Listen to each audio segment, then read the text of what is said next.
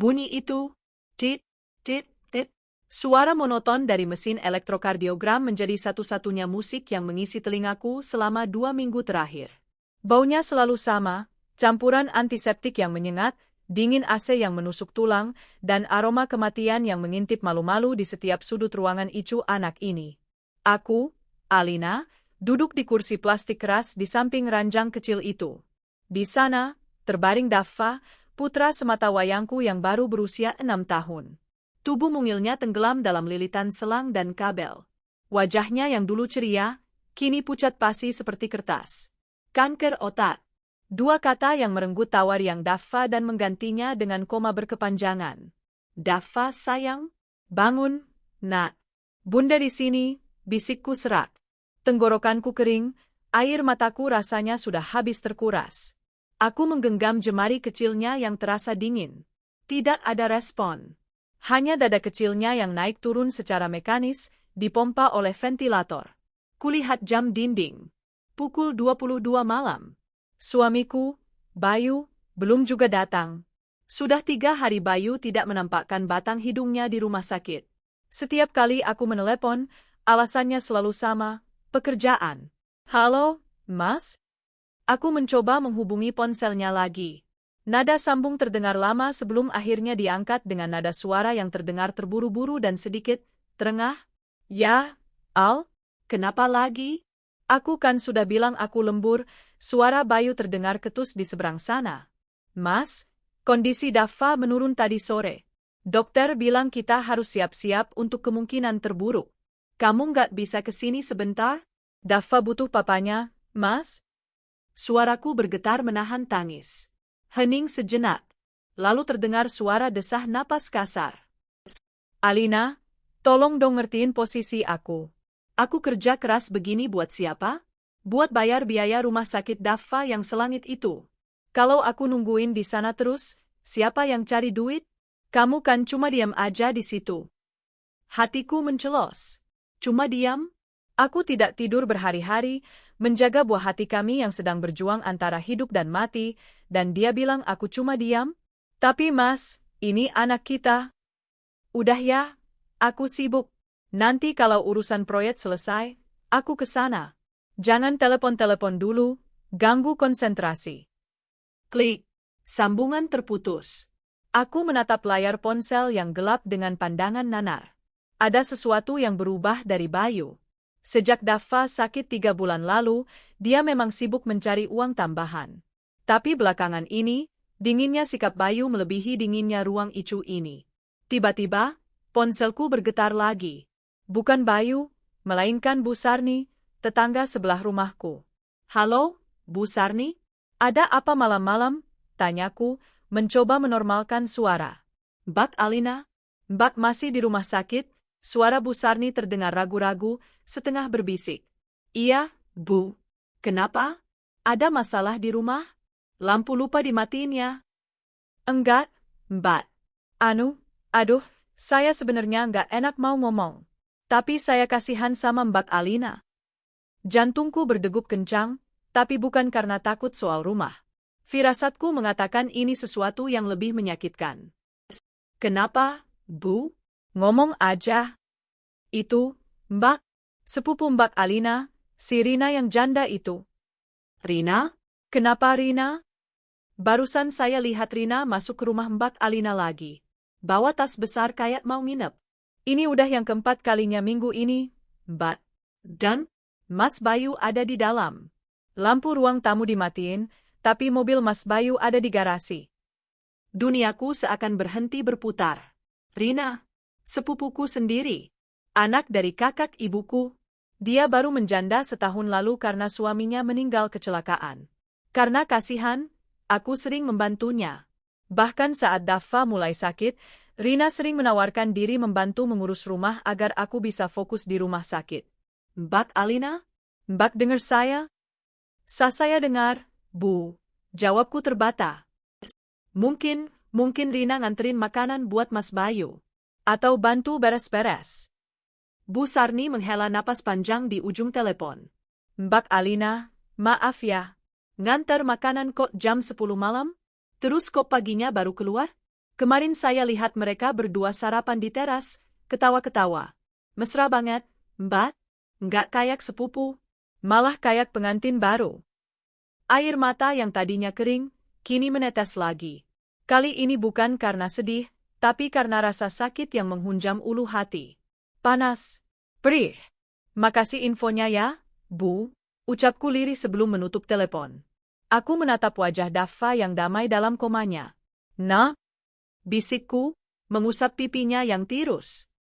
Ayahmu bilang dia lembur demi kamu. Tapi ternyata, dia lembur di rumah kita, bersama wanita lain. Pikiranku berkecamuk.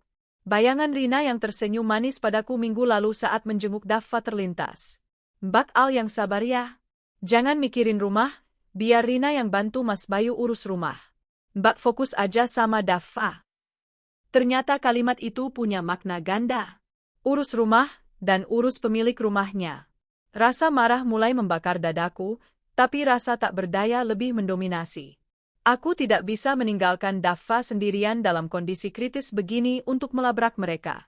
Aku terikat di kursi ini, terpasung oleh kewajiban seorang ibu, sementara di rumahku sendiri, di kamar tidurku, suamiku dan sepupuku mungkin sedang tertawa di atas penderitaanku. Malam itu, untuk pertama kalinya, aku tidak berdoa agar Tuhan segera menyembuhkan Daffa. Malam itu, aku berdoa agar Tuhan memberiku kekuatan untuk tidak gila. Kamu anak kuat, Daffa, ucapku sambil mencium keningnya. Jangan tinggalin Bunda sendiri, Nak. Cuma kamu yang Bunda punya. Kalau kamu pergi, Bunda nggak punya alasan untuk bertahan menghadapi iblis-iblis itu. Namun, di tengah keheningan malam, monitor detak jantung Daffa tiba-tiba berbunyi lebih cepat dari biasanya. Angka saturasi oksigennya turun drastis. Alarm berbunyi nyaring. Dokter, suster, teriakku panik. Pintu ICU terbuka, tim medis berlarian masuk. Aku didorong menjauh ke sudut ruangan. Aku melihat mereka memompa dada kecil putraku. Di sela-sela kepanikan itu, ponselku bergetar di saku. Sebuah pesan masuk dari Bayu. Mas Bayu, Al, besok pagi aku ke RS. Ada hal penting yang mau aku omongin. Soal masa depan kita. Masa depan? Saat nyawa anaknya sedang dipertaruhkan, dia ingin bicara masa depan? Firasat burukku mengatakan, masa depan yang dia maksud bukanlah tentang kesembuhan Daffa, melainkan tentang pengkhianatan yang sudah ia susun rapi bersama Rina. Sambil melihat dokter yang berusaha memacu jantung Daffa, aku meremas ponselku kuat-kuat. Dendam mulai tumbuh di sela-sela duka. Jika benar mereka mengkhianatiku di saat seperti ini, demi Tuhan, aku tidak akan membiarkan mereka hidup tenang. Matahari pagi belum sepenuhnya terbit ketika aku memutuskan untuk meninggalkan rumah sakit sejenak. Setelah drama kritis semalam, kondisi Daffa sedikit stabil meski masih sangat mengkhawatirkan. Ibuku baru saja datang dari kampung untuk bergantian menjaga Daffa, memberiku kesempatan beberapa jam untuk pulang. Bukan untuk istirahat, tapi untuk membuktikan keraguan yang membakar dadaku semalaman. Pesan Bu Sarni terus terngiang di kepalaku seperti kaset rusak. Mobil Mas Bayu ada di garasi. Rina masuk bawa tas besar. Aku memacu sepeda motorku menembus dinginnya udara pagi. Jarak rumah sakit ke rumah kami hanya 30 menit, tapi rasanya seperti perjalanan menuju neraka.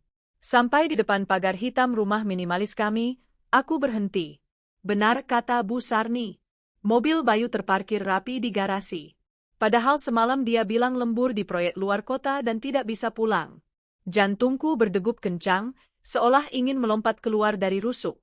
Tanganku gemetar saat memasukkan kunci ke lubang pintu.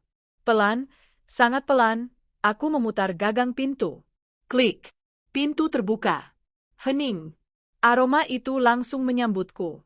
Bukan aroma pewangi ruangan lavender yang biasa kubeli. Ini aroma vanila dan musk. Manis, menyengat, dan familiar. Itu parfum Rina. Aku melangkah masuk dengan kaki yang terasa berat. Ruang tamu terlihat rapi, terlalu rapi. Tapi mataku menangkap sesuatu di meja kopi. 2 gelas bekas kopi yang isinya tinggal ampas. Salah satunya memiliki noda lipstik merah menyala di bibir gelasnya. Aku tidak pernah memakai lipstik merah menyala. Tapi Rina selalu memakainya.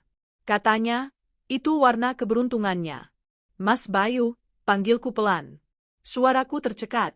Tak ada jawaban. Aku berjalan menuju kamar utama. Pintu kamar tertutup rapat. Tanganku menyentuh kenop pintu, dinginnya logam menjalar ke seluruh tubuhku. Dengan satu tarikan napas panjang, aku membukanya. Kosong. Tapi, tempat tidur kami berantakan. Spray yang baru kuganti 3 hari lalu sebelum aku fokus penuh di RS, kini kusut masai. Bantal-bantal berserakan tidak pada tempatnya. Dan di sana, di atas nakas di samping tempat tidur, tergeletak sebuah jepit rambut permata imitasi. Aku mendekat, mengambil jepit rambut itu. Dadaku sesat. Aku ingat betul jepit ini. Aku yang membelikannya untuk Rina bulan lalu sebagai hadiah ulang tahunnya. Ya. Tubuhku merosot ke lantai. Lututku lemas. Jadi benar. Di atas kasur tempat kami biasa beristirahat, di rumah yang kami cicil bersama dengan keringat dan air mata, suamiku bercumbu dengan sepupuku sendiri. Di saat anak kami sedang bertaruh nyawa. Loh, Alina? Suara berat itu membuatku tersentak. Aku menoleh cepat ke arah pintu kamar mandi dalam. Bayu berdiri di sana, hanya melilitkan handuk di pinggangnya, dengan rambut yang masih basah. Wajahnya tampak terkejut, namun sedetik kemudian berubah menjadi raut wajah defensif yang kaku. "Kamu ngapain pulang gak bilang-bilang?" tanyanya ketus, seolah akulah pencurinya di sini. Aku bangkit berdiri, menggenggam jepit rambut Rina erat-erat hingga telapak tanganku sakit. Harusnya aku yang tanya, "Mas, kamu ngapain di rumah?" Katanya lembur di luar kota. Katanya nggak bisa jenguk Daffa karena kerjaan numpuk. Bayu berjalan santai menuju lemari, mengambil kaos dan celana pendek. Proyeknya batal mendadak. Aku capek, jadi aku pulang tidur. Salah kalau suami pulang ke rumahnya sendiri. Sendiri? Aku mengangkat jepit rambut itu tinggi-tinggi. Terus ini apa, Mas? Dan gelas kopi dengan lipstik merah di depan itu punya siapa? Hantu? Wajah Bayu sedikit memucat, tapi dia dengan cepat menguasai diri. Dia berbalik menatapku dengan tatapan tajam, tatapan yang belum pernah kulihat sebelumnya. Tatapan mematikan dari seorang manipulator ulung. "Oh, itu Rina," jawabnya enteng, sambil memakai kaosnya. "Dia mampir semalam. Nganterin berkas-berkas asuransi Daffa yang aku titip urus ke dia. Dia juga bantu beres-beres rumah karena kamu kan nggak becus urus rumah sejak Daffa sakit. Rumah ini kayak kapal pecah, Al." "Beres-beres rumah sampai jam berapa? Sampai ninggalin jepit rambut di kamar tidur kita? Sampai gelas kopinya ada di ruang tamu pagi ini?" Suaraku meninggi, air mata mulai mengalir deras. "Mas, anak kita sekarat. Dan kamu malah asyik main gila sama Rina di sini." "Jaga mulutmu, Alina," bentak Bayu. Dia melangkah maju, mencengkeram bahuku kasar. "Kamu itu ya, otaknya kotor melulu. Rina itu sepupu kamu. Saudara kamu. Dia baik mau bantu aku urus rumah, masakin aku makan karena istrinya sibuk nungguin rumah sakit doang. Dia kecapean terus ketiduran di kamar tamu, mungkin jepitnya ketinggalan pas dia bantu ganti spray di sini." "Bohong. Bu Sarni lihat Rina nginep di sini udah 4 kali. Jangan anggap aku bodoh, Mas. Bu Sarni itu tukang gosip. Kamu lebih percaya tetangga daripada suamimu sendiri." Bayu mendorongku hingga aku terhuyung ke belakang menabrak lemari. Pantesan hidup kita sial terus. Pantesan anak kita sakit-sakitan. Itu karma karena ibunya punya hati busuk, curigaan terus sama suami. Kata-kata itu menghunjam jantungku lebih tajam dari sembilu. Dia menyalahkan aku atas penyakit Daffa? "Mas, tega kamu ngomong gitu?" Isakku tak tertahankan. "Makanya, introspeksi diri." Bayu menunjuk wajahku. "Aku capek kerja banting tulang cari duit buat bayar RS, pulang ke rumah malah dituduh zina. Kalau kamu nggak bisa jadi istri yang menenangkan, seenggaknya jangan jadi beban pikiran." Dia menyambar kunci mobil di atas meja rias. "Aku mau pergi. Malas di rumah ribut terus. Kamu balik sana ke RS. Urus anakmu itu." "Mas, tunggu. Kita belum selesai." Tapi Bayu tidak peduli. Dia membanting pintu kamar, meninggalkanku yang terduduk lemas di lantai dengan hati hancur berkeping-keping. Suara deru mobil yang menjauh terdengar seperti lonceng kematian bagi pernikahanku. Aku menatap jepit rambut di tanganku. Aku tahu Bayu berbohong. Insting seorang istri tidak pernah salah. Dan insting seorang ibu mengatakan bahwa bahaya besar sedang mengancam, bukan hanya bagi rumah tanggaku, tapi bagi kewarasanku. Aku harus kembali ke Daffa. Hanya dia yang kupunya sekarang. Tapi sebelum itu, aku menyeka air mataku kasar. Aku berjalan ke meja rias, mengambil gunting kecil, dan memotong spray tempat tidur kami yang ternoda pengkhianatan itu menjadi 2 bagian. Lihat saja, Mas, desisku pada kesunyian rumah. Kamu sebut aku hati busuk? Tunggu sampai kamu lihat apa yang bisa dilakukan oleh seorang ibu yang terluka. Ponselku berdering. Ibu menelepon dari RS. Halo, Nak Alina? Cepat kembali, Nak. Dokter mau bicara soal operasi Daffa. Katanya biayanya sangat besar dan harus segera diputuskan. Aku memejamkan mata. Uang. Lagi-lagi uang. Dan Bayu tadi pergi membawa semua kartu ATM. Perang ini baru saja dimulai. Dan aku sendirian di medan tempur.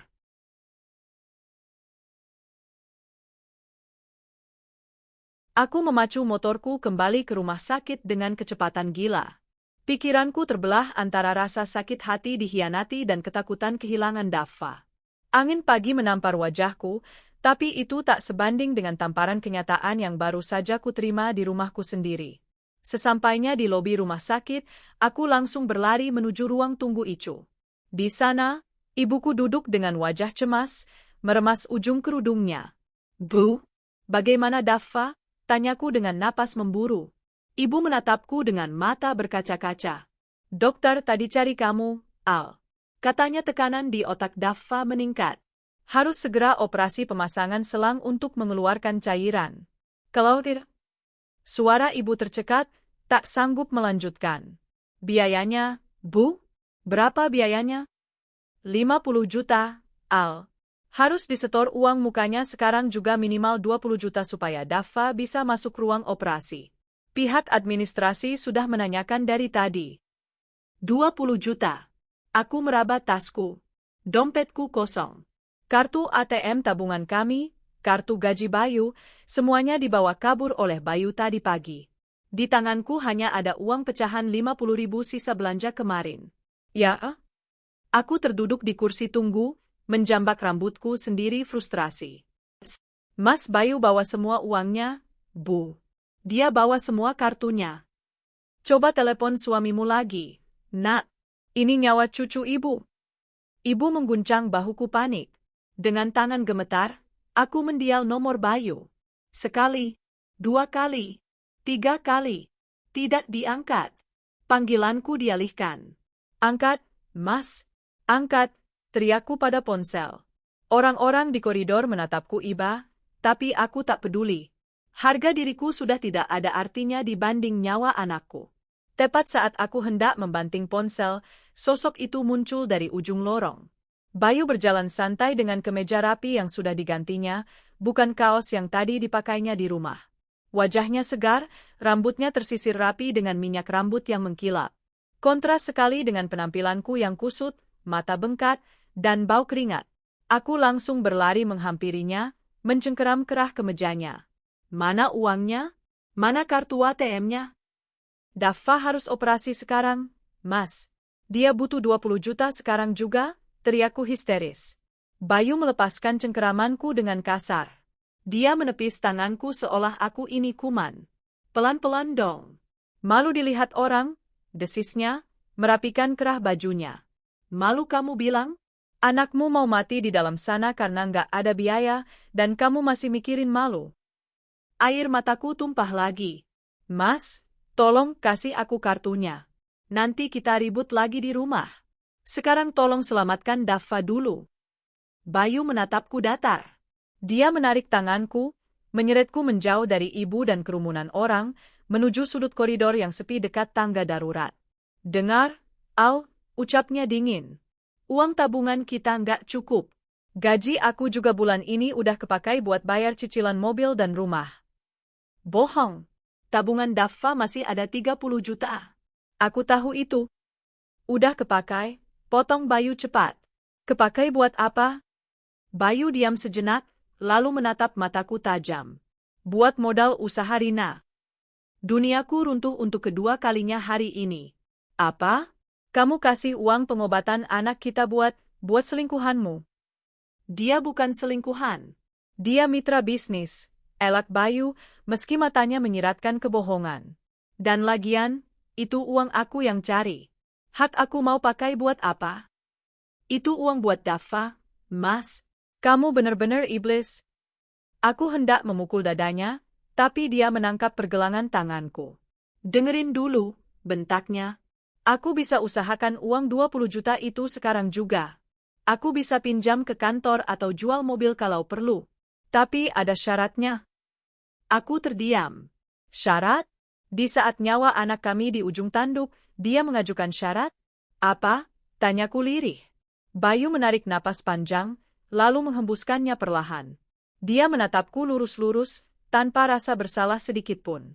Izinkan aku menikah lagi. Hening. Suara bising rumah sakit seolah lenyap.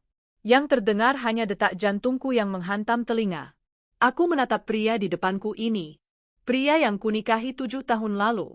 Pria yang berjanji akan menjagaku dan anak kami. Kini, dia terlihat seperti orang asing. Monster. Kak, kamu bilang apa? Aku mau nikah sama Rina, ulang Bayu. Kali ini lebih tegas. Poligami. Aku nggak akan ceraikan kamu. Kamu tetap jadi istri pertama. Tapi izinkan aku halalin Rina. Kamu gila, Mas?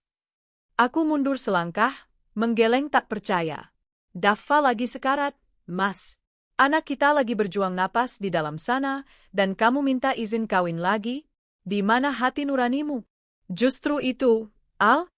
Bayu maju selangkah, mendesakku. Lihat kondisi kita.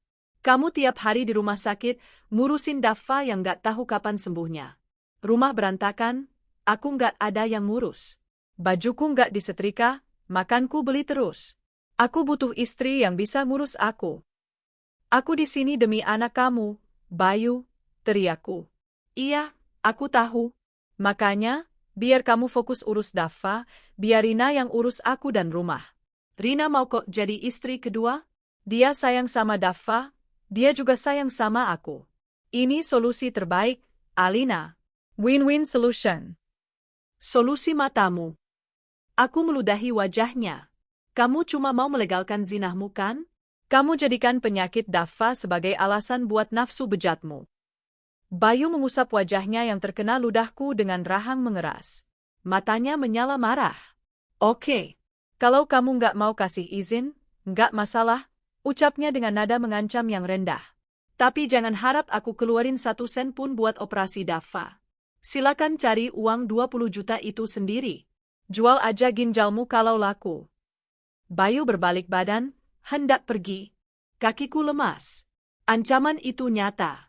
Dia memegang kendali atas nyawa Daffa. Mas, tunggu. Panggilku putus asa. Aku jatuh berlutut di lantai rumah sakit yang dingin, memegang kaki celananya. Jangan begini, Mas. Jangan korbankan Daffa. Bayu berhenti. Dia menunduk menatapku yang bersimpuh di kakinya. Ada senyum kemenangan tipis di bibirnya. Jadi gimana? Izin ditandatangani, uang operasi cair. Simpel kan? Aku menangis terseduh-seduh, memeluk kakinya. Rasanya sakit sekali. Harga diriku diinjak-injak, hatiku dicabik-cabik. Tapi bayangan wajah pucat Daffa memenuhi kepalaku. Tenggorokanku tercekat. Mengiyakan berarti membunuh jiwaku sendiri. Menolak berarti membunuh anakku. Cepetan, Al. Dokter nggak bisa nunggu lama, desak Bayu, menggoyangkan kakinya tak sabar. Rina udah nunggu di mobil. Kita mau ke KUA buat urus berkas kalau kamu setuju. Rina di sini? Di parkiran rumah sakit tempat keponakannya sekarat? Mereka benar-benar pasangan iblis. Aku mengangkat wajahku yang basah oleh air mata. Menatap wajah suami yang kini kubenci setengah mati. Kalau aku izinkan? Suaraku parau, nyaris tak terdengar. Kamu janji Daffa selamat? Aku bayar operasinya. Soal selamat atau enggak itu urusan Tuhan, bukan aku, jawabnya enteng. Aku memejamkan mata, menelan ludah yang terasa seperti duri. Demi Daffa. Hanya demi Daffa. Baik, bisikku. Nikahi dia. Ambil dia. Tapi selamatkan anakku sekarang. Bayu tersenyum lebar. Senyum yang membuatku ingin muntah. Dia merogoh sakunya, mengeluarkan sebuah amplop tebal dan melemparnya ke pangkuanku. Nah, gitu dong. Istri solehah itu harus nurut suami, ucapnya sambil menepuk kepalaku seolah aku ini anjing peliharaan. Itu uangnya. Udah aku siapin dari tadi. Aku tahu kamu bakal setuju. Dia sudah menyiapkannya? Jadi dia sengaja menahan uang itu untuk memeras persetujuanku? Bayu berbalik dan melenggang pergi dengan langkah ringan. Aku pergi dulu ya, sayang. Mau kasih kabar gembira buat Rina. Kamu urus aja Daffa. Aku menatap punggungnya yang menjauh, lalu menatap amplop uang di tanganku. Uang ini terasa panas, seperti bara api. Uang hasil menukar harga diri dan kebahagiaanku. Aku bangkit berdiri, menghapus air mataku dengan kasar. Rasa sedih itu perlahan berubah menjadi sesuatu yang lain. Sesuatu yang lebih gelap, lebih dingin. Kebencian yang murni. Nikmatilah kebahagiaan kalian di atas penderitaanku hari ini, Mas Bayu, Rina, gumamku sambil berjalan gontai menuju loket administrasi. Tapi ingat, roda berputar. Suatu hari nanti, kalian yang akan mengemis di kakiku. Di kejauhan, aku melihat mobil Bayu melaju keluar gerbang rumah sakit. Di kursi penumpang depan, kulihat siluet wanita dengan kerudung merah melambai ceria. Rina. Aku bersumpah, lambaian tangan itu akan menjadi hal terakhir yang dia banggakan sebelum aku menghancurkannya. Ruang operasi itu dingin, sunyi, dan mengerikan. Aku duduk membeku di bangku besi koridor yang panjang, mataku terpaku pada lampu merah di atas pintu bertuliskan, Operatie Kamer. Sudah 3 jam Daffa berada di dalam sana. 3 jam yang rasanya seperti 3 abad. Ibu tertidur di kursi sampingku karena kelelahan, kepalanya bersandar di dinding dengan posisi yang tidak nyaman. Aku tidak tega membangunkannya. Wanita tua itu juga sama hancurnya denganku melihat cucu satu-satunya berjuang melawan maut. Ya Allah, selamatkan Daffa. Doaku tak putus-putus. Ambil saja nyawaku sebagai gantinya, tapi tolong biarkan dia hidup. Aku meremas jemariku sendiri hingga memutih. Rasa cemas menggerogoti setiap senti kewarasanku. Namun, ada rasa sakit lain yang berdenyut sama kencangnya di dadaku, rasa sakit dari luka yang ditorehkan Bayu tadi pagi. Di saat aku di sini, berteman dengan ketakutan akan kematian, suamiku sedang menjemput kebahagiaannya bersama wanita lain. Ponselku bergetar pelan di pangkuan. Layarnya menyala, menampilkan notifikasi dari grup WhatsApp keluarga besar Bayu. Grup keluarga besar Wiryawan. Jantungku berhenti berdetak sesaat. Dengan tangan gemetar, aku membuka pesan itu. Sebuah foto baru saja dikirim oleh Tante Ratna, Bibi Bayu. Di layar ponsel yang retak itu, terpampang sebuah foto yang menghancurkan sisa-sisa hatiku. Bayu, memakai kemeja batik sutra berwarna coklat emas, duduk bersanding dengan Rina. Rina tampak cantik, terlalu cantik, dengan kebaya putih modern dan riasan tebal. Keduanya tersenyum lebar sambil memegang buku nikah masing-masing. Di bawah foto itu, Tante Ratna menulis, Alhamdulillah, lancar acara nikah siri keponakanku Bayu dan Nak Rina. Semoga samawaya. Istri pertama sudah kasih izin kod, katanya biar ada yang bantu urus suami. Mulia sekali Alina. Mulia? Kata itu terasa seperti tamparan besi panas. Mereka tidak tahu apa-apa. Mereka tidak tahu bahwa izin itu kuperoleh dengan ancaman nyawa anakku. Mereka tidak tahu bahwa uang untuk membeli batik sutra dan kebaya mewah itu adalah uang yang seharusnya untuk masa depan Daffa. Aku ingin berteriak. Aku ingin melempar ponsel ini ke dinding. Tapi tenagaku sudah habis. Yang tersisa hanya air mata yang mengalir tanpa suara, membasahi pipiku yang kempot karena kurang makan. Tiba-tiba, sebuah notifikasi pesan pribadi masuk. Dari Rina. Rina, Mbak Al, makasih ya izinnya. Aku janji bakal jadi madu yang baik buat Mbak. Jangan khawatir, Mas Bayu seneng banget hari ini. Tadi habis akad, kita langsung makan-makan enak di restoran seafood favorit Mas Bayu. Nanti aku bungkusin sisanya buat Mbak di RS ya, kan Mbak pasti lapar belum makan. Darahku mendidih. Dia pamer? Dia sengaja mengirim pesan ini untuk menyiksaku? Makan-makan enak sementara anakku sedang dibedah kepalanya? Alina, jangan berani-berani kamu injakkan kakimu di sini, Rina.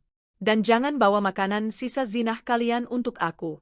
Aku mengetik balasan itu dengan jari gemetar penuh amarah.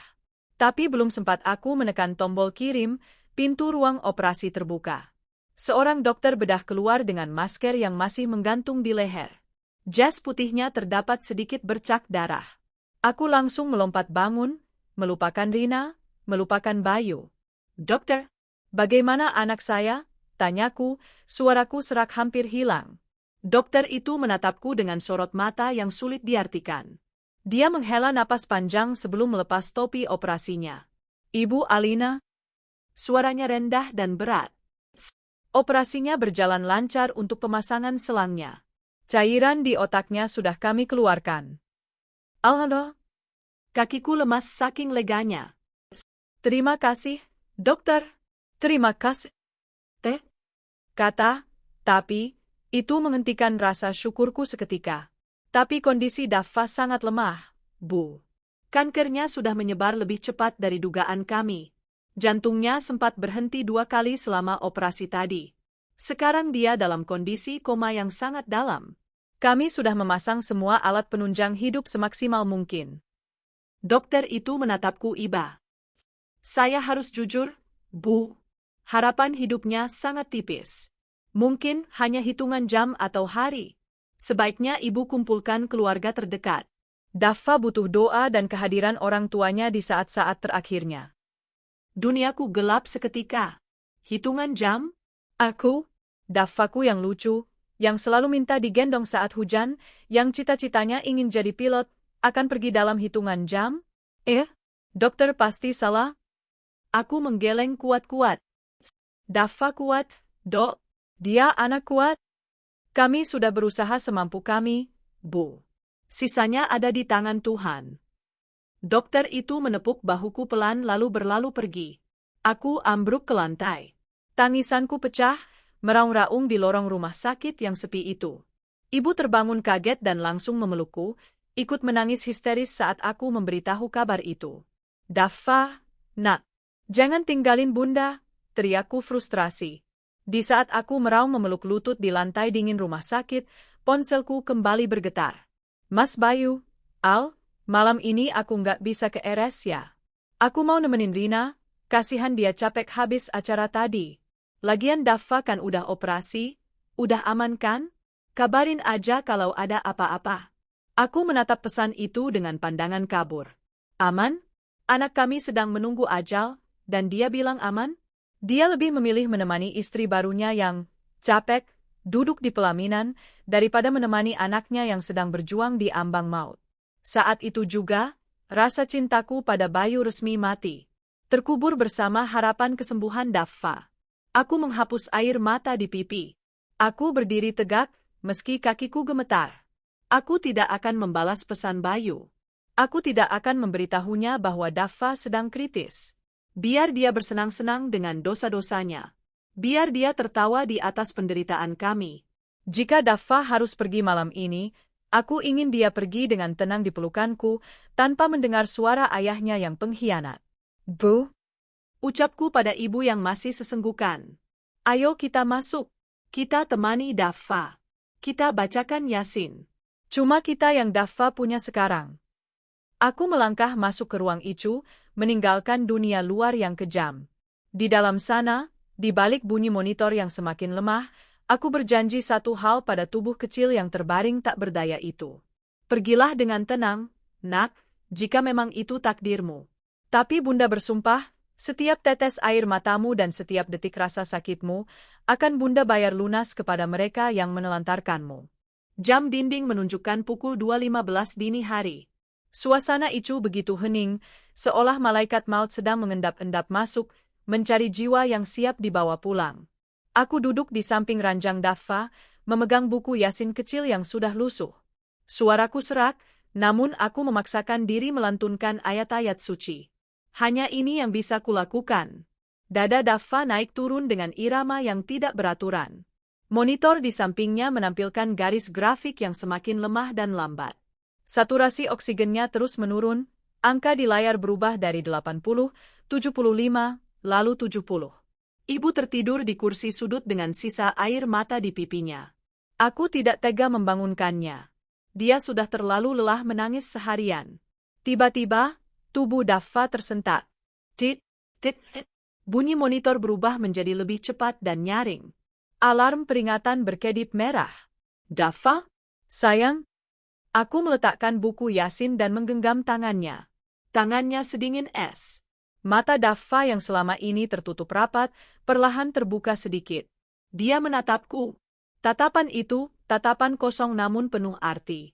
Seolah dia ingin mengatakan sesuatu. Beng? Bisiknya sangat pelan, nyaris tak terdengar karena tertutup masker oksigen. Iya, nak. Bunda di sini. Bunda di sini, sayang. Aku mendekatkan telingaku ke bibirnya. Ayah, mana? Dua kata itu menghancurkan hatiku menjadi debu. Di detik-detik terakhirnya, dia masih mencari ayahnya. Ayah yang telah membuangnya demi wanita lain. Ayah lagi kerja, nak. Ayah sayang Daffa, aku berbohong. Aku terpaksa berbohong agar dia tidak pergi dengan membawa luka. Tapi Daffa menggeleng lemah. Air mata menetes dari sudut matanya. Seolah dia tahu aku sedang berbohong. Seolah batinnya bisa merasakan pengkhianatan ayahnya. Monitor berbunyi makin kencang. Grafik jantungnya mulai kacau. Sesek. Dokter, teriakku panik.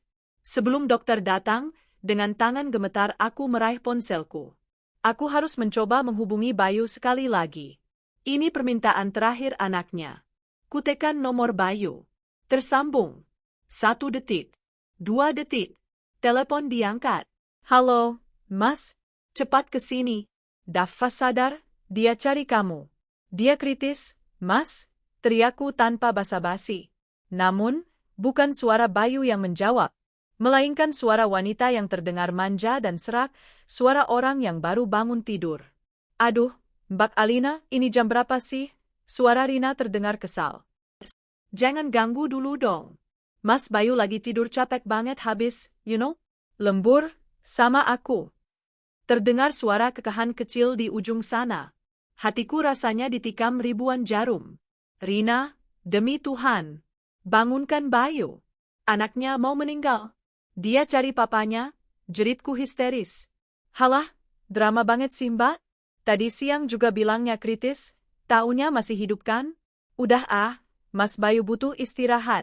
Besok pagi aja kita ke sana kalau sempat. Rina, jangan. Tut, tut, tut. Sambungan diputus sepihak. Aku menatap layar ponsel dengan pandangan kosong. Setan. Mereka benar-benar bukan manusia. Ibu? Suara dokter membuyarkan lamunanku. Dokter dan 2 perawat sudah berada di samping tempat tidur, memeriksa kondisi Daffa dengan wajah tegang. Aku melempar ponselku ke lantai. Aku tidak butuh benda itu lagi. Aku tidak butuh Bayu lagi. Aku kembali memeluk tubuh mungil Daffa. Daffa sayang, dengar Bunda. Lupakan ayah. Ada Bunda di sini. Bunda sayang Daffa. Nenek sayang Daffa. Allah sayang Daffa. Daffa menatapku lagi. Napasnya semakin berat dan satu-satu. Dia seolah sedang berjuang keras untuk tetap tinggal, tapi tubuhnya sudah menolak. Sakit, Bon? Rintihnya lirih. Iflasinnya, nak. Lepasin sakitnya. Pergilah ke tempat yang indah. Di sana nggak ada sakit lagi. Di sana Daffa bisa lari-lari lagi, bisikku di telinganya sambil menahan isak tangis agar dia tenang. Ibu yang sudah terbangun, kini berdiri di sampingku, mengusap kepala Daffa sambil membisikkan syahadat. La ilaha illallah. Tuntun ibu dengan suara bergetar. Bibir mungil Daffa bergerak perlahan mengikuti ucapan ibu tanpa suara.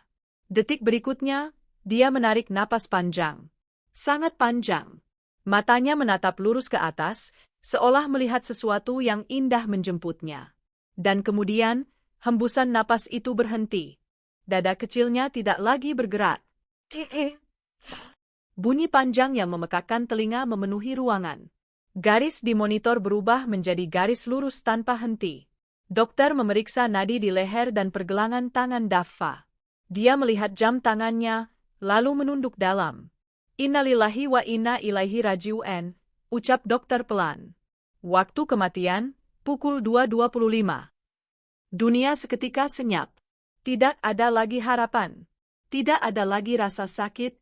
Tidak ada lagi Daffa. Enggak, Daffa tidurkan, Dok? Daffa cuma tidurkan? Aku mengguncang tubuh kaku anakku. Bangun, Nak. Jangan bercanda sama bunda. Dah. Ibu memelukku erat dari belakang, menahanku agar tidak histeris. Ikhlaskan, Al. Kasihan Daffa kalau kamu begini. Biarkan dia jalan dengan tenang. Dia nungguin ayahnya, Bu. Dia tadi nungguin ayahnya, raungku. Tapi ayahnya malah tidur sama perempuan jalang itu. Jahat. Kalian semua jahat. Aku memeluk jasad anakku erat-erat. Mencium wajahnya yang kini mulai dingin.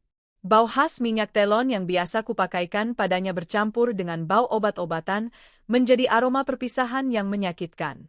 Di luar jendela, langit masih gelap gulita. Sama gelapnya dengan hatiku.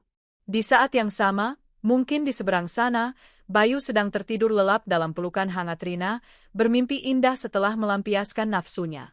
Mereka tidak tahu bahwa di detik kenikmatan mereka, malaikat pencabut nyawa telah merenggut satu-satunya hal berharga yang tersisa dari pernikahan kami. Tidur yang nyenyak, sayang, bisikku sambil menutup kelopak mata Daffa yang masih setengah terbuka.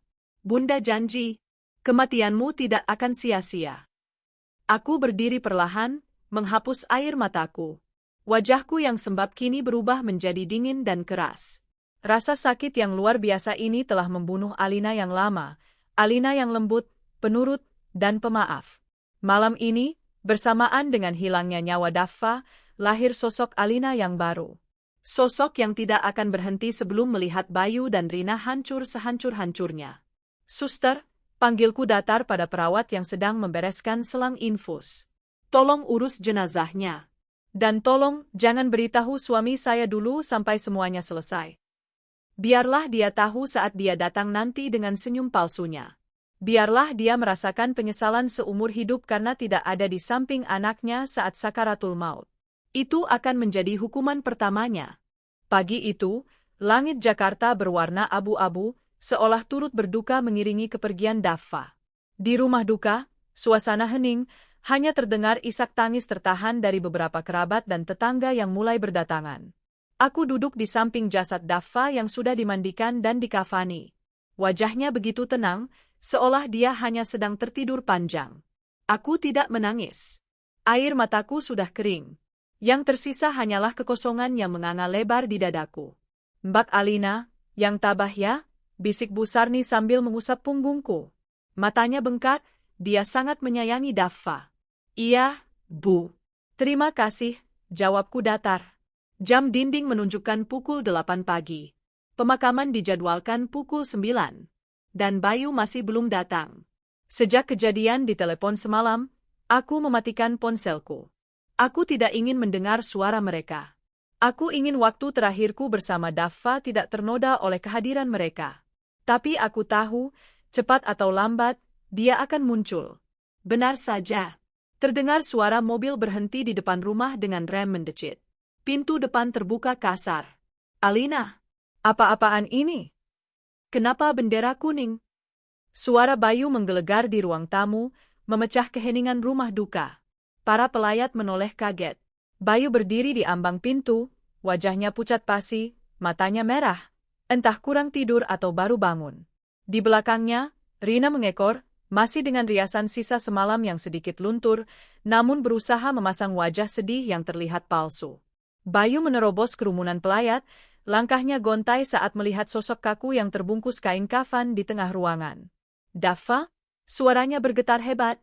Dia jatuh berlutut di samping jenazah anaknya. Enggak mungkin. Daffa? Nak? Papa pulang, Nak? Bang? Tangannya yang gemetar hendak menyentuh wajah Daffa, tapi aku menepisnya dengan kasar. Jangan sentuh anakku, ucapku dingin. Suaraku tajam, menusuk seperti belati. Bayu menatapku dengan mata terbelalak, air mata mulai mengalir di pipinya. Al, kenapa? Kenapa nggak kabarin aku? Kenapa aku taunya pas udah kayak gini? Nggak kabarin. Aku berdiri perlahan, menatapnya lurus tepat di manik matanya. Aku telepon kamu jam 2 pagi, Bayu. Saat Daffa sakaratul maut. Saat dia panggil-panggil nama papanya dengan napas terakhirnya. Wajah Bayu berubah pias. Dia menelan ludah susah payah. Tapi istri barumu yang angkat, lanjutku sambil menunjuk Rina yang berdiri kaku di pojok ruangan. Dia bilang kamu lagi capek habis, lembur, sama dia. Dia bilang jangan ganggu karena kamu butuh istirahat. Dia matikan teleponnya saat aku teriak anak kita mau meninggal. Hening. Seluruh ruangan menahan napas. Bisik-bisik tetangga mulai terdengar, tatapan jijik dan marah kini terarah pada Bayu dan Rina.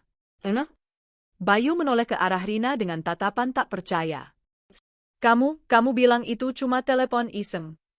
Rina mundur selangkah, wajahnya pucat. Aku kira Mbak Alina cuma cari perhatian, Mas. Kan biasanya juga gitu. Cari perhatian. Ibu tiba-tiba berdiri, wajah tuanya memerah karena amarah. Dia berjalan mendekati Rina dan, plak, tamparan keras mendarat di pipi Rina. Cucu saya meninggal. Dan kamu bilang itu cari perhatian. Dasar perempuan iblis. Keluar kamu dari rumah anak saya, teriak ibu histeris. Bayu tidak membela Rina. Dia kembali menatap jenazah Daffa, menangis meraung-raung seperti anak kecil. Maafin Papa, Nak. Maafin Papa. Ya Allah, Daffa. Sudah terlambat, Mas, ucapku tanpa emosi. Air matamu nggak akan menghidupkan Daffa lagi. Tangisanmu cuma sampah buat aku. Al, tolong jangan begini. Aku papanya. Aku berhak.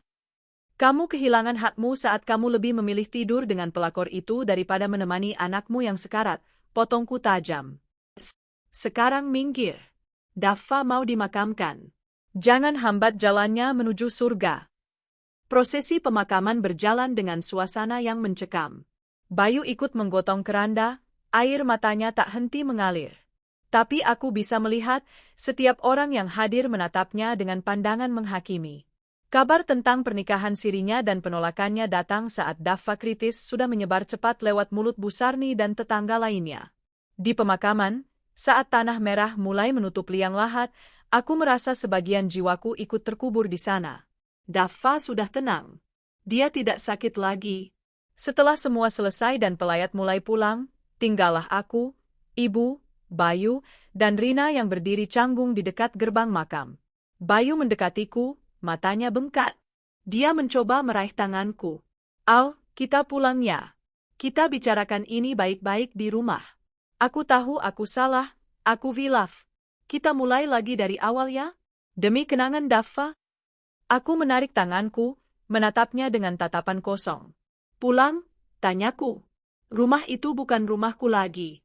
Itu rumah zinah kalian. Maksud kamu apa, Al? Itu rumah kita?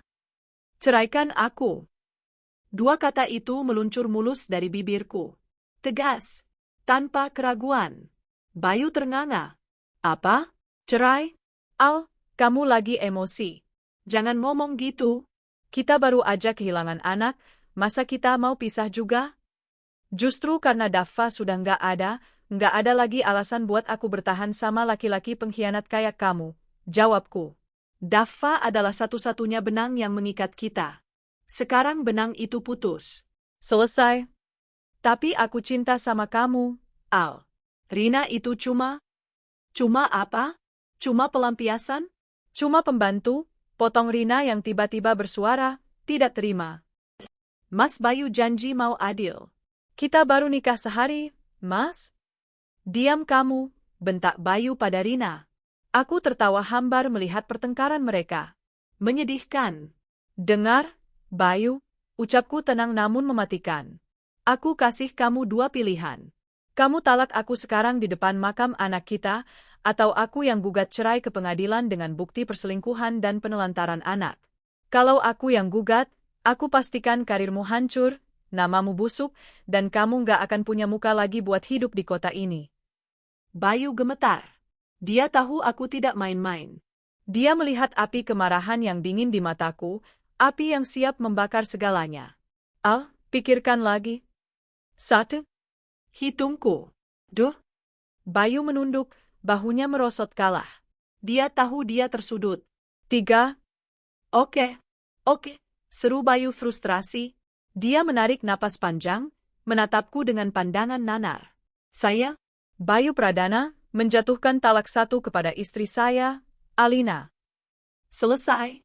Kalimat itu terucap. Bukannya sedih, aku justru merasa beban ribuan ton terangkat dari pundakku. Terima kasih, ucapku singkat. Aku berbalik, menggandeng tangan ibu. Ayo, Bu. Kita pulang ke kampung. Nggak ada lagi yang tersisa buat kita di sini. Aku melangkah meninggalkan area pemakaman tanpa menoleh lagi ke belakang. Di belakangku, terdengar Rina mulai merengek pada Bayu, dan Bayu membentaknya kasar. Drama kehidupan baru mereka baru saja dimulai. Sedangkan aku berjalan menuju kehidupan baruku. Tanpa suami, tanpa anak. Hancur, memang. Tapi dari puing-puing kehancuran ini, aku akan membangun benteng yang tak akan bisa ditembus oleh siapapun. Saat aku melangkah keluar gerbang, aku berbisik pada angin yang berhembus, tunggu tanggal mainnya, Mas. Hari ini kamu mentalakku, besok, kamu yang akan merangkak memohon ampun. 3 tahun. Waktu yang cukup lama untuk menyembuhkan luka fisik, namun terlalu singkat untuk menghapus trauma batin. Sejak hari pemakaman Daffa dan talak yang dijatuhkan Bayu, aku dan ibu benar-benar meninggalkan Jakarta.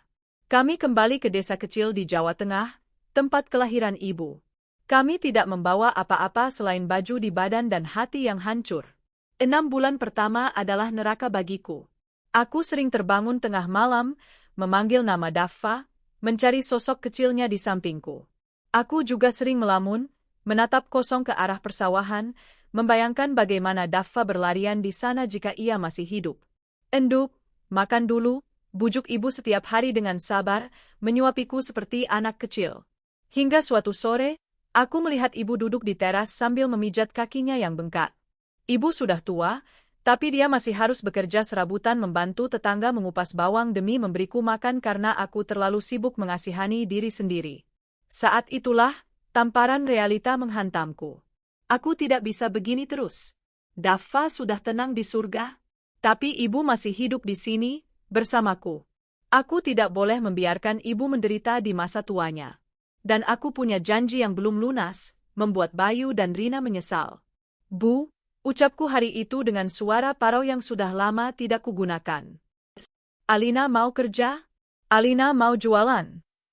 Dengan modal sisa tabungan ibu yang hanya Rp500.000, aku mulai membuat frozen food rumahan. Resep nugget ayam dan sosis buatan sendiri yang dulu sering kubuatkan untuk bekal sekolah Daffa. Awalnya susah. Aku menjajakannya keliling kampung dengan sepeda ontel tua.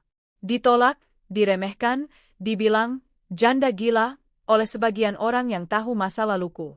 Tapi aku tidak peduli. Rasa sakit hatiku jauh lebih besar daripada rasa maluku. Tuhan memang tidak tidur. Ketekunanku membuahkan hasil. Rasa masakanku yang khas mulai dikenal. Dari mulut ke mulut, pesanan mulai membludak. Dari sepeda ontel, aku bisa membeli motor bekas. Dari dapur kecil ibu, aku menyewa ruko. Dan sekarang, 3 tahun kemudian, aku berdiri di depan cermin besar di kantorku. Ruangan ber-AC yang dingin dan wangi. Aku merapikan blazer krem yang membalut tubuhku. Rambutku yang dulu kusut dan kusam, kini terpotong model bob sebahu, hitam berkilau dan terawat. Wajahku yang dulu tirus dan pucat, kini segar dengan riasan natural yang elegan. Bu Alina, mobil sudah siap, suara sekretarisku terdengar dari intercom. Baik, saya turun, jawabku tegas. Aku, Alina, kini bukan lagi janda menyedihkan yang diusir dari rumahnya sendiri. Aku adalah pemilik Daffa Food, perusahaan frozen food yang sedang naik daun dan mulai mendistribusikan produk ke supermarket-supermarket besar di kota. Aku berjalan keluar, langkah kakiku mantap dengan sepatu hak tinggi. Hari ini aku harus kembali ke Jakarta. Ada pertemuan bisnis penting dengan calon investor besar untuk ekspansi pabrik. Tapi bukan hanya itu tujuanku ke Jakarta. Aku kembali untuk menagih hutang. Sepanjang perjalanan di dalam mobil Alphard yang membawaku, aku membuka tablet. Bukan untuk mengecek laporan keuangan, tapi untuk melihat laporan dari detektif swasta yang kusewa sebulan lalu. Di layar, terpampang foto-foto terbaru Bayu dan Rina. Kondisi mereka menyedihkan. Bayu terlihat jauh lebih tua dari usianya. Rambutnya mulai menipis, perutnya membuncit, dan wajahnya kusam penuh beban. Dia masih bekerja di perusahaan yang sama, tapi karirnya stuck. Kabarnya, dia sering dimarahi atasan karena performa kerjanya menurun drastis. Dan Rina? Wanita yang dulu tersenyum penuh kemenangan dengan kebaya mewahnya, kini tampak lusuh. Badannya gemuk tak terawat, daster yang dipakainya terlihat kucel. Di salah satu foto, dia terlihat sedang memarahi tukang sayur, wajahnya tegang penuh amarah. Laporan detektif menyebutkan, target terlilit hutang pinjaman online, pinjol, hingga ratusan juta rupiah. Gaya hidup boros istri kedua tidak sebanding dengan pendapatan suami. Rumah di Komplek Melati, rumah lamaku, sudah digadaikan sertifikatnya dan terancam disita bank. Aku tersenyum miring. Karma itu nyata, dan dia datang lebih cepat dari dugaanku. Ternyata, bahagia di atas penderitaan orang lain itu tidak bertahan lama ya, Mas, gumamku pelan. Mobilku memasuki kawasan Jakarta yang macet. Gedung-gedung pencakar langit menjulang tinggi, menyambut kedatanganku. Dulu, kota ini adalah tempat aku kehilangan segalanya. Tapi hari ini, kota ini akan menjadi panggung kemenanganku. Pak sopir, nanti setelah meeting, tolong antarkan saya ke daerah perumahan Melati Indah ya, pintaku pada sopir. Baik, Bu Alina. Aku ingin melihatnya langsung. Aku ingin melihat kehancuran mereka dengan mata kepalaku sendiri sebelum aku melancarkan serangan terakhir. Sore harinya, setelah meeting sukses dan kontrak kerjasama ditandatangani, mobilku melaju pelan menyusuri jalanan komplek perumahan yang sangat kuhafal. Rumah nomor 45. Rumah dengan cat abu-abu yang dulu kupilih warnanya bersama Bayu. Kondisinya mengenaskan. Rumput di halaman tumbuh liar setinggi lutut. Cat temboknya mengelupas dan berjamur. Pagar hitamnya berkarat. Ada tempelan stiker kuning besar di pagar, dijual cepat lelang ban. Hatiku berdesir. Bukan karena sedih, tapi karena kepuasan yang aneh. Tiba-tiba, pintu rumah terbuka. Terdengar suara teriakan. Kamu itu ya? Bisanya cuma minta duit, minta duit. Aku capek, Rina. Gaji aku udah habis buat bayar bunga pinjol kamu. Itu suara Bayu. Dia keluar ke teras sambil membanting pintu, masih memakai seragam kantor yang kusut. Heh, kamu yang gak becus cari duit. Rina menyusul keluar, berkacak pinggang dengan daster bolong di bagian ketiak. Dulu pas sama Alina kamu bisa beli ini itu, kenapa sama aku malah melarat begini? Kamu nyesel kan nikah sama aku? Hah? Iya, aku nyesel, teriak Bayu frustrasi, menjambak rambutnya sendiri. Alina nggak pernah nuntut macam-macam. Alina bisa atur keuangan. Kamu? Tiap hari belanja online, arisan sosialita palsu, padahal beras di dapur aja kosong. Oh, jadi kamu bandingin aku sama mantan istrimu yang mandul itu. Jaga mulutmu. Alina nggak mandul. Dia ibu dari anakku. Pertengkaran mereka begitu keras hingga tetangga mulai mengintip dari balik jendela. Aku menurunkan kaca jendela mobilku sedikit, menikmati pertunjukan gratis ini dari balik kacamata hitamku. Mereka saling menyalahkan, saling mencaci, di rumah yang dulu penuh dengan kehangatan cintaku. Rumah itu kini tak ubahnya seperti neraka dunia bagi mereka. Saat Rina hendak melempar sandal ke arah Bayu, matanya tak sengaja menangkap mobil Alphard hitam mengkilap yang berhenti di depan pagar mereka. Dia terpaku, mungkin heran ada mobil mewah nyasar ke rumah mereka yang mau disita. Bayu pun ikut menoleh. Perlahan, aku membuka pintu mobil. Kaki jenjangku yang terbalut sepatu stiletto mahal menapak aspal yang retak. Aku keluar dari mobil, berdiri tegak dengan aura intimidasi yang kuat. Angin sore menerbangkan rambut pendekku. Aku melepas kacamata hitamku perlahan, menatap lurus ke arah mereka berdua yang melongo seperti orang bodoh. Hening. Mulut Bayu terbuka lebar, matanya nyaris keluar. Rina menutup mulutnya dengan tangan, wajahnya pucat pasi seolah melihat hantu. Ah, Alina, gagap Bayu, suaranya tercekat di tenggorokan. Aku tersenyum. Senyum manis yang mematikan. Halo, Mas Bayu. Halo, Rina. Sapaku ramah, namun nadaku sedingin es. Apa kabar? Wah, kelihatannya rumah tangga kalian meriah sekali ya. Bayu melangkah maju perlahan, seolah terhipnotis. Dia menatap penampilanku dari ujung kaki ke ujung kepala. Tas branded di tanganku, perhiasan berlian yang melingkar di leherku, dan mobil mewah di belakangku.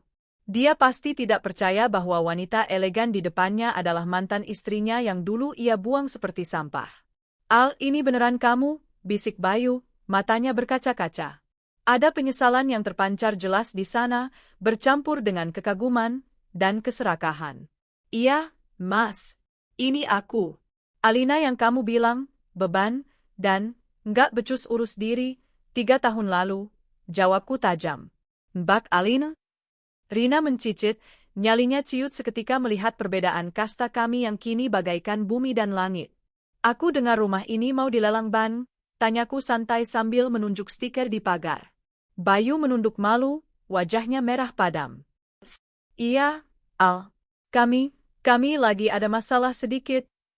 Sayang sekali, aku mendecakkan lidah pura-pura prihatin. Padahal rumah ini banyak kenangannya ya. Kenangan Daffa? Mendengar nama Daffa, bahu Bayu bergetar. Kebetulan sekali, lanjutku sambil mengeluarkan kartu nama baruku dari tas dan menyelipkannya ke saku kemeja Bayu yang kucel. Saya sedang cari aset properti untuk investasi. Saya tertarik membeli rumah ini. Membeli? Bayu menatapku bingung. Iya, membeli rumah ini dari Ban, lalu mengusir penghuni liarnya, bisikku tepat di telinga Bayu, membuat bulu kuduknya meremang. Aku mundur selangkah, kembali memakai kacamata hitamku. Siapkan diri kalian. Permainannya baru saja dimulai. Tanpa menunggu jawaban mereka, aku masuk kembali ke dalam mobil. Sopirku langsung tancap gas, meninggalkan Bayu dan Rina yang masih mematung di tengah reruntuhan harga diri mereka. Aku melihat dari spion, Bayu jatuh terduduk di aspal, menatap kepergian mobilku dengan tatapan putus asa. Ini baru permulaan, Mas. Aku tidak akan membiarkan kalian kehilangan rumah begitu saja. Aku akan menjadi pemilik rumah itu, dan kalian akan merasakan bagaimana rasanya menumpang hidup pada orang yang paling kalian benci. 2 minggu berlalu sejak pertemuan itu. Waktu yang cukup bagiku untuk menyelesaikan semua urusan administrasi. Dengan kekuatan uang dan koneksi bisnis yang kumiliki, proses lelang bank itu berjalan sangat mulus. Rumah di perumahan Melati Indah nomor 45 itu kini resmi menjadi milikku. Hanya milikku. Sore ini, langit mendung menggantung di atas Jakarta. Cuaca yang sempurna untuk sebuah pengusiran, pikirku. Aku duduk di kursi belakang mobil mewahku, mengamati rumah itu dari kejauhan. Sebuah truk Satpol PP dan beberapa petugas keamanan bank sudah bersiaga di depan pagar. Ibu Alina, kami sudah siap untuk eksekusi pengosongan rumah. Apa ibu mau turun sekarang? Tanya pengacaraku, Pak Haryo, lewat telepon. Tunggu sebentar, Pak. Biarkan mereka panik dulu, jawabku tenang sambil menyesap iced kafi. Aku melihat dari jendela mobil, Bayu dan Rina keluar dari rumah dengan wajah pucat. Bayu berdebat hebat dengan petugas bank, sementara Rina menangis histeris sambil memeluk koper-koper besar yang diletakkan sembarangan di teras. Pak, tolong Pak, beri kami waktu seminggu lagi. Saya janji akan cari pinjaman. Terdengar suara Bayu memohon, suaranya parau. Maaf, Pak Bayu, batas waktu sudah habis. Surat peringatan sudah 3 kali kami kirim. Rumah ini sudah sah milik pemenang lelang. Bapak harus angkat kaki hari ini juga, tegas petugas bank itu tanpa ampun. Tapi kami mau tinggal di mana? Kami nggak punya uang, Pak. Rina menjerit, air mata melunturkan maskaranya hingga wajahnya tampak mengerikan. Itu bukan urusan kami, Bu. Silakan segera kosongkan atau kami paksa keluar. Petugas mulai mengangkut barang-barang mereka, sofa butut, televisi tua, dan kardus-kardus, ke halaman. Tetangga mulai berkumpul menonton. Ini adalah tontonan paling memalukan bagi siapa saja, apalagi bagi Rina yang dulu selalu pamer hidup mewah. Saat kepanikan mereka memuncak, aku memberi isyarat pada sopirku. Jalan, Pak. Mobilku melaju pelan dan berhenti tepat di depan kerumunan. Pintu terbuka otomatis. Aku turun dengan anggun, kali ini mengenakan dress hitam selutut yang membalut tubuhku dengan sempurna. Semua mata tertuju padaku. Selamat sore, sapaku dengan senyum tipis. Alina. Bayu langsung berlari ke arahku, seolah melihat malaikat penolong. Dia hendak memegang tanganku, tapi bodyguardku langsung menahannya. Jaga jarak, ucapku dingin. Bayu berhenti, napasnya memburu. Al, tolong aku. Kamu yang beli rumah ini kan? Tolong jangan usir kami, Al. Rina lagi hamil muda, kami nggak punya tempat tinggal lain. Hamil? Aku menoleh ke arah Rina. Perutnya memang sedikit membuncit. Ironis. Dulu Daffa meninggal karena ditelantarkan, sekarang anak baru mereka akan lahir di jalanan?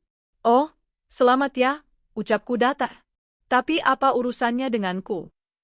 Al, kamu jangan kejam dong. Rina ikut maju, wajahnya memelas.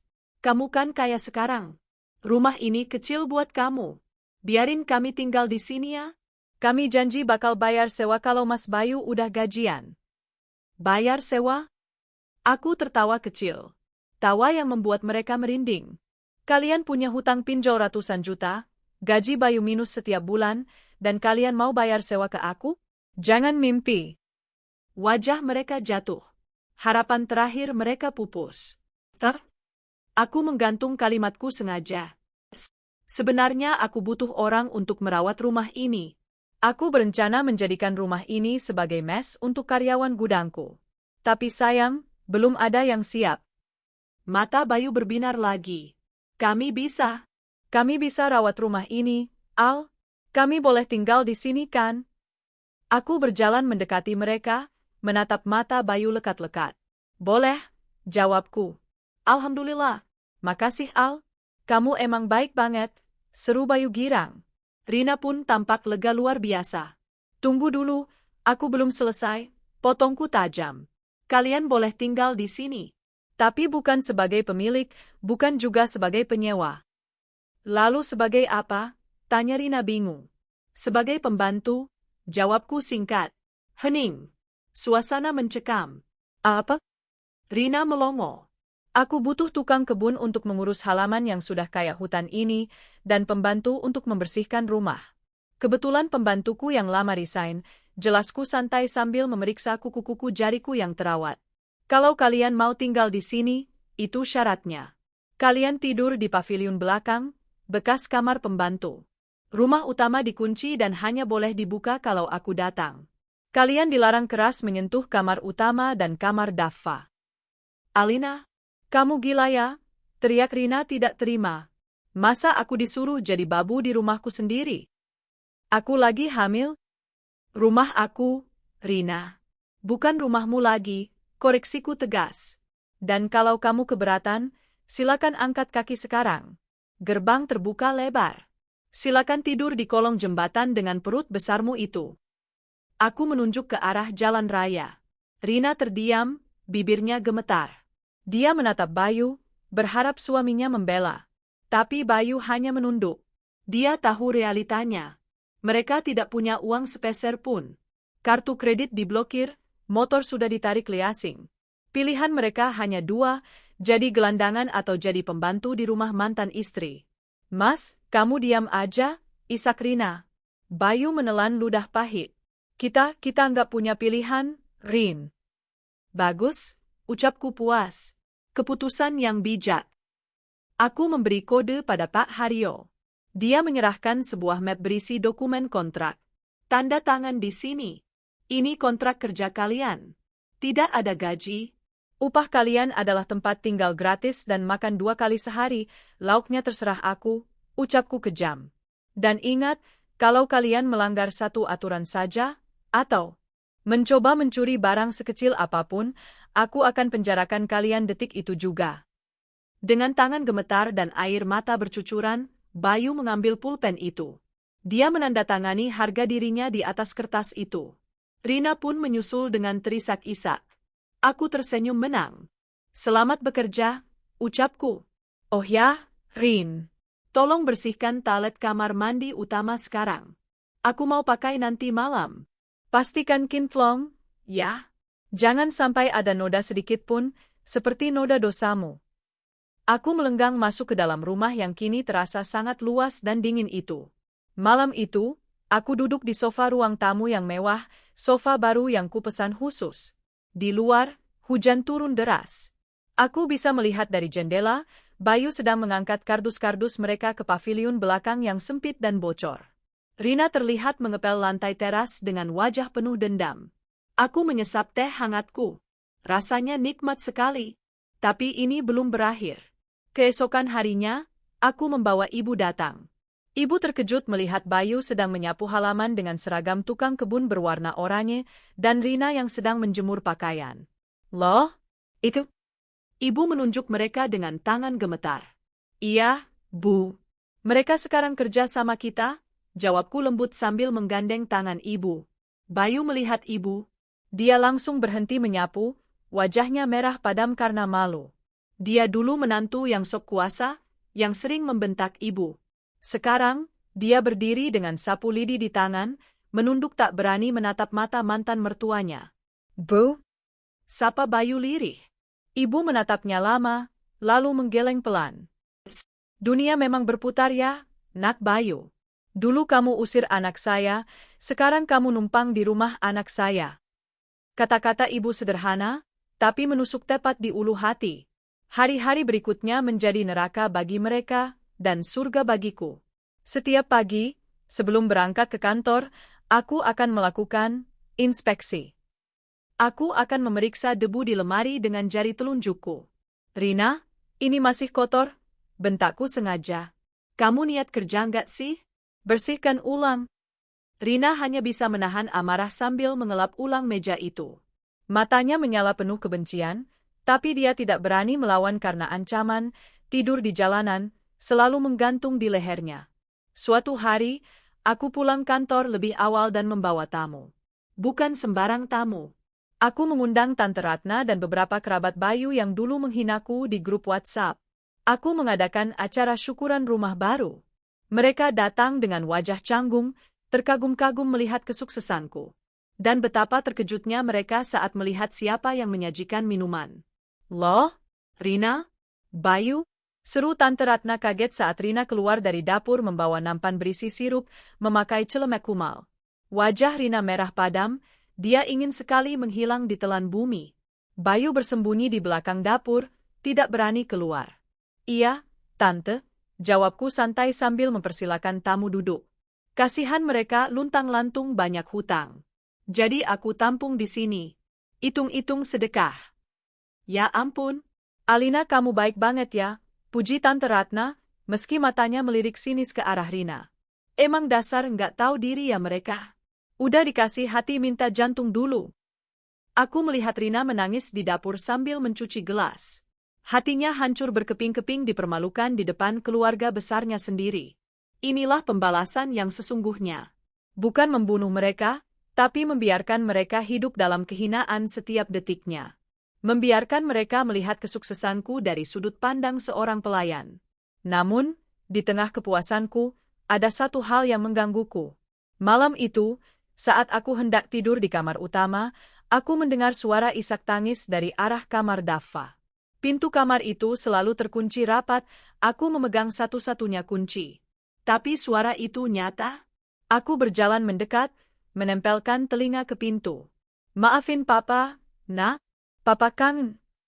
Suara Bayu. Bagaimana dia bisa masuk? Aku membuka pintu kamar Daffa dengan kasar. Dan benar saja, Bayu sedang bersimpu di samping tempat tidur kecil Daffa yang masih tertata rapi lengkap dengan mainan robot-robotannya. Dia masuk lewat jendela samping yang kuncinya rusak, aku lupa memperbaikinya. Keluar, teriakku.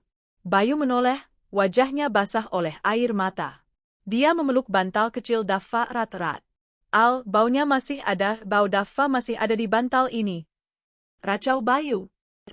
Aku kangen dia, Al. Aku nyesel, sumpah demi Allah aku nyesel. Dia merangkak mendekatiku, memeluk kakiku. Bunuh aku aja, Al. Aku nggak kuat hidup kayak gini. dihantui rasa bersalah tiap hari. Lihat Rina juga aku muak. Aku cuma mau Daffa, aku mau kamu. Aku menatap pria yang hancur di kakiku ini. Dulu aku akan luluh melihat air matanya. Dulu aku akan memeluknya. Tapi sekarang, hati ini sudah membatu. Aku menendang pelan bahunya agar dia menjauh. Jangan sebut nama Daffa dengan mulut kotormu, desisku. Rasa bersalahmu itu hukumanmu, Bayu. Nikmatilah sampai mati. Aku menyeretnya keluar dari kamar itu dan menguncinya kembali. Malam itu aku tidak bisa tidur. Melihat Bayu hancur ternyata tidak memberiku kedamaian yang kuharapkan. Masih ada satu lubang di hatiku yang tidak bisa ditambal oleh dendam. Tapi aku sudah melangkah sejauh ini. Tidak ada jalan kembali. Aku harus menyelesaikan permainan ini sampai skakmat. Besok, aku akan memberikan kejutan terakhir untuk Rina. Kejutan yang akan memisahkan mereka berdua untuk selamanya. Pagi itu dimulai seperti pagi-pagi biasanya. Matahari bersinar cerah, burung-burung berkicau, namun di dalam rumah mewahku, badai sedang bersiap untuk menghantam. Aku sedang menikmati sarapan di meja makan, ditemani secangkir teh hangat. Bayu sedang menyapu halaman depan, sementara Rina berada di dalam kamar utama, sedang membersihkan kamarku sesuai jadwal rutinitas pagi. Aku menatap layar CCTV yang terhubung ke tabletku. Kamera tersembunyi yang kupasang di dalam lemari pakaianku menangkap pergerakan mencurigakan. Di layar, terlihat Rina membuka laci meja riasku. Dia menengok ke kanan dan kiri dengan gelisah, memastikan tidak ada orang. Tangannya yang gemetar meraih kotak perhiasan beludru merah tempat aku menyimpan kalung berlian seharga 500 juta rupiah. Dia membuka kotak itu, matanya berbinar melihat kilauan permata di dalamnya. Dengan cepat, dia memasukkan kalung itu ke dalam saku dasternya, lalu kembali berpura-pura mengelap meja. Bingo! Aku tersenyum miring. Ikan sudah memakan umpan.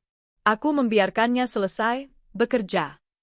10 menit kemudian, Rina keluar dari kamarku dengan wajah yang berusaha terlihat tenang, meski keringat dingin membasahi pelipisnya. Sudah selesai, Bu Alina, lapornya tanpa berani menatap mataku. Bagus, jawabku santai. Duduk dulu, Rin. Ada yang mau aku bicarakan. Rina tampak ragu, tapi dia akhirnya duduk di kursi ujung meja makan. Ada apa ya, Bu? Panggil Bayu ke sini juga. Rina memanggil Bayu dari halaman. Bayu masuk dengan keringat bercucuran, meletakkan sapunya di pojok ruangan. Dia berdiri di samping Rina, menunduk takut. Ada apa, Al? Ada yang kurang bersih? Tanya Bayu cemas. Aku meletakkan cangkir tehku perlahan. Enggak, rumah bersih kok. Cuma ada satu hal yang hilang. Jantung Rina sepertinya berhenti berdetak. Wajahnya memucat seketika. Hilang? Apa yang hilang? Tanya Bayu bingung. Kalung berlianku. Yang ada di meja rias, jawabku sambil menatap tajam ke arah saku daster Rina yang terlihat sedikit menggembung. Aku nggak tahu. Aku nggak lihat apa-apa, sergah Rina cepat. Terlalu cepat. Oh ya? Tapi kamu baru saja dari sana kan? Iya, tapi aku cuma bersihin debu. Sumpah demi Tuhan. Rina mulai histeris, air mata buayanya mulai keluar. Mas Bayu, belain aku dong. Masa aku dituduh maling? Bayu menatap istrinya bingung. Al, mungkin kamu lupa taruh? Rina nggak mungkin berani. Diam, potongku. Aku mengambil tabletku dan memutar rekaman CCTV tadi. Aku meletakkannya di tengah meja, menghadapkan layarnya ke arah mereka. Video itu berputar jelas. Detik demi detik saat Rina membuka laci, mengambil kalung, dan memasukkannya ke saku. Hening. Bayu menatap layar itu dengan mulut ternganga. Wajahnya berubah dari bingung menjadi merah padam karena amarah. Dia menoleh ke arah Rina dengan tatapan jijik yang belum pernah kulihat sebelumnya. Kamu? Suara Bayu bergetar. Kamu maling, Rin? Mas, itu karena kita butuh uang. Buat lahiran anak kita nanti. Rina berlutut di kaki Bayu, menangis meraung-raung. Alina pelit, Mas, dia nggak kasih kita gaji. Aku terpaksa mencuri. Bayu menendang Rina hingga tersungkur. Kamu bikin aku malu. Udah numpang, masih nyolong. Dasar perempuan gak tahu diri. Cukup dramanya, sela aku dingin. Terdengar suara sirine mobil polisi mendekat dari kejauhan. Aku sudah memanggil mereka sejak tadi. Polisi? Rina membelalak ketakutan. Alina, jangan penjarain aku. Aku lagi hamil, Al. Kasihan bayi ini. Simpan air matamu buat hakim, ucapku tanpa belas kasih. 2 orang polisi masuk ke dalam rumah. Aku menyerahkan barang bukti rekaman CCTV dan menunjuk saku Rina. Polisi langsung menggeledah dan menemukan kalung itu. Rina menjerit histeris saat borgol besi dipasangkan di kedua tangannya. Mas Bayu, tolongin aku. Jangan diam aja, jerit Rina saat diseret keluar. Bayu hanya memalingkan muka, tidak sudi melihat istrinya. Bawa saja, Pak. Saya nggak kenal perempuan itu, ucap Bayu dingin. Rina melotot tak percaya. Bayu, kamu suami macam apa? Awas kamu ya. Aku bongkar rahasia kamu. Rina meronta, menatap Bayu dengan penuh kebencian. Asal kamu tahu ya, Bayu. Anak di perut ini, bukan anak kamu. Duniaku dan dunia Bayu seolah berhenti berputar detik itu juga. Apa? Bisik Bayu. Rina tertawa gila di sela tangisannya. Hahaha, kaget? Iya, kamu itu mandul, Bayu. Dari dulu kamu yang bermasalah, bukan Alina. Anak ini anak selingkuhanku sama bos kamu dulu. Makanya kamu dipecatkan? Itu karena aku main sama bos kamu. Hahaha, mampus kamu. Udah miskin, dibohongin pula. Pengakuan itu meledak seperti bom nuklir. Bayu mematung. Wajahnya pucat pasi, seperti mayat hidup. Dia menatap Rina yang diseret masuk ke mobil polisi dengan tatapan kosong. Jadi selama ini, pengkhianatannya sia-sia? Dia meninggalkan istri yang setia dan anak kandungnya sendiri, demi anak haram dari wanita yang mengkhianatinya juga? Mobil polisi berlalu, membawa Rina dan segala kebusukannya. Tinggallah Bayu yang berdiri gemetar di ruang tamu. Tiba-tiba, dia memegangi dada kirinya. Napasnya tersengal-sengal. Wajahnya menyeringai menahan sakit yang luar biasa. Rintihnya. Bruk. Bayu ambruk ke lantai. Tubuhnya kejang sebentar, lalu kaku. Matanya melotot menatap langit-langit, mulutnya miring mengeluarkan busa. Stroke. Serangan jantung dan stroke menyerangnya sekaligus karena syok yang teramat berat. Aku berdiri, menatap tubuh mantan suamiku yang tergeletak tak berdaya. Aku tidak memanggil ambulans dengan panik. Aku hanya menatapnya datar. Sakit, Mas? Tanyaku pelan. Bayu berusaha bicara, tapi hanya suara yang keluar. Air mata mengalir dari sudut matanya, menatapku memohon pertolongan. Sakit mana sama Daffa yang kamu telantarkan di Icu sendirian, bisikku. Aku mengambil ponselku, lalu menelepon ambulans dengan santai. Halo, tolong kirim ambulans ke Jalan Melati 45. Ada yang terkena serangan jantung. Tidak usah buru-buru, sepertinya sudah parah. Aku menutup telepon. Tenang saja, Mas. Aku nggak akan biarkan kamu mati cepat, ucapku pada Bayu yang mulai kehilangan kesadaran. Kamu harus hidup. Hidup lumpuh, sendirian, tanpa istri, tanpa anak, dan tanpa harta. Kamu akan menghabiskan sisa hidupmu di panti jompo paling murah yang bisa kutemukan, meratapi kebodohanmu setiap detik. Bayu memejamkan mata, air matanya terus mengalir. Itu adalah air mata penyesalan abadi. 1 bulan kemudian, angin sore berhembus lembut di pemakaman umum yang tenang. Rumput hijau di atas pusara kecil itu baru saja kupotong rapi. Bunga tabur mawar merah dan melati yang segar menghiasi gundukan tanah merah itu.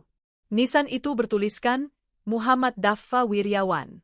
Aku mengusap nisan itu dengan sayang. Assalamualaikum, Nak. Sapaku lembut. Bunda datang lagi. Rasanya beda kali ini. Dulu aku datang dengan hati penuh dendam dan amarah. Sekarang, dadaku terasa lapang. Plong. Semuanya sudah selesai, Nak. Mereka sudah dapat balasannya, ceritaku pada nisan bisu itu. Tante Rina dipenjara 5 tahun karena pencurian dan penggelapan. Ayahmu, dia sekarang lumpuh total di panti sosial. Dia nggak bisa bicara, cuma bisa menangis. Bunda sudah pastikan dia, terawat, dengan fasilitas yang pantas untuk pengkhianat. Aku tersenyum tipis. Tidak ada rasa puas yang meledak-ledak, hanya rasa damai karena keadilan telah ditegakkan. Bunda sekarang mau pamit ya, Nak. Bunda mau pindah ke luar kota, buka cabang pabrik baru. Bunda mau mulai hidup baru. Benar-benar baru. Aku bangkit berdiri, merapikan bajuku. Matahari mulai terbenam, memancarkan sinar oranye yang hangat. Dari kejauhan, ibu melambai ke arahku di dekat mobil. Ibu terlihat sehat dan bahagia sekarang. Dava baik-baik di sana ya? Tunggu Bunda. Suatu hari nanti kita pasti kumpul lagi di surga. Aku mengecup nisan itu untuk terakhir kalinya, lalu berbalik badan. Langkahku ringan meninggalkan pemakaman. Tidak ada lagi beban di pundakku. Bayang-bayang Bayu dan Rina sudah lenyap, terkubur bersama masa lalu yang kelam. Aku masuk ke dalam mobil, menyalakan mesin. Kulihat spion tengah, menatap pantulan diriku sendiri. Alina yang cengeng sudah mati. Alina yang dendam sudah selesai tugasnya. Kini, yang ada hanya Alina yang merdeka. Jalan, Pak, ucapku pada sopir. Mobilku melaju membelah jalanan, menuju masa depan yang cerah, meninggalkan jejak pengkhianatan di ujung nyawa yang kini hanya tinggal sejarah.